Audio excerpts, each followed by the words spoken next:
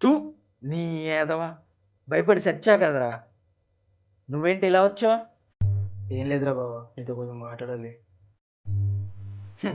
ఏంటి రోజు రిజల్ట్స్ వచ్చినాయంటగా, ఏమైంది? మళ్ళీ పోయినరా బావా. ఓ అవునా, లైట్ లేరా బావా.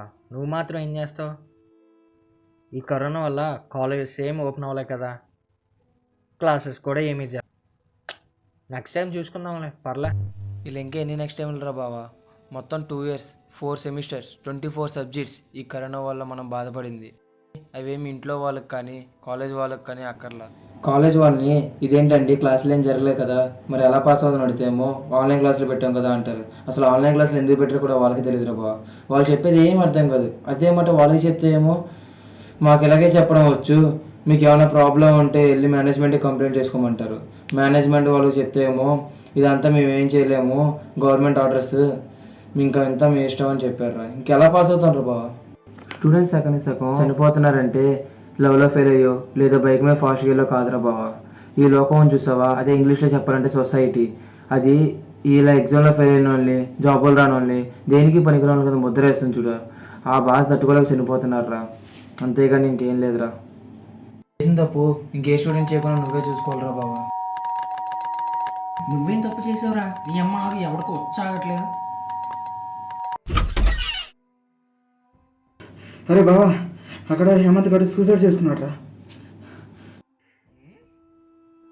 ప్రాంక్ చేద్దాం అనుకుంటున్నావా? ఈసారి కెమెరా ఎక్కడ పెట్టావంటే ఈసారి నేను ఎదనవ్వను రా. ఎందుకంటే నీకంటే ముందే హేమంత్ గారు నా దగ్గరికి వచ్చాడు. ఇంకెవరి పేరెంట్స్ చెప్పండి నమ్మే ఉన్నామో. యూ టూ లేట్ మావా. నేను చెప్పేది నిజం రా, అక్కడ హేమంత్ గారు నిజంగా సూసైడ్ చేసుకున్నాడు రా. ఏ నీ అమ్మ మళ్ళీ మళ్ళీ అదే చెప్తావు? కావుంట్ లోపలికి వచ్చి చూడు అన్నాడు. నమ్ముతావా?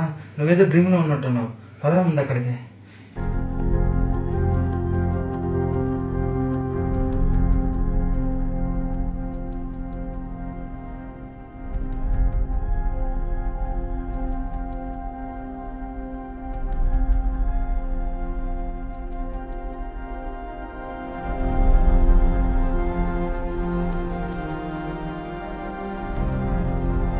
జరిగింది సూసైడ్ కాబట్టి పోలీసులు బాడీని హ్యాండ్ ఓవర్ చేసుకున్నారు. ఫార్మాలిటీస్ అన్నీ పూర్తయిన తర్వాత బాడీని ఇంటికి పంపిస్తామని చెప్పారు. ఇంకా మనకి అంతకెళ్ళి తిరిగే వాళ్ళు లేరు.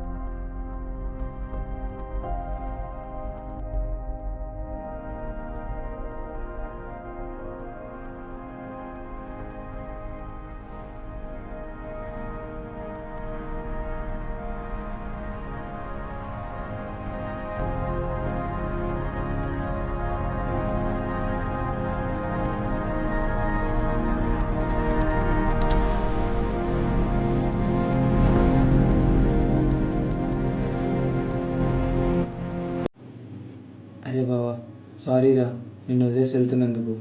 నాకు ఇంకా టైంలో ఏం చేయాలో తెలియలేదురా బావా. ఎందుకురా బావా, జస్ట్ సబ్జెక్ట్లో ఫెయిల్ అయితేనే ఏదో లైఫ్లో ఫెయిల్ అయినట్లు మాట్లాడతారు.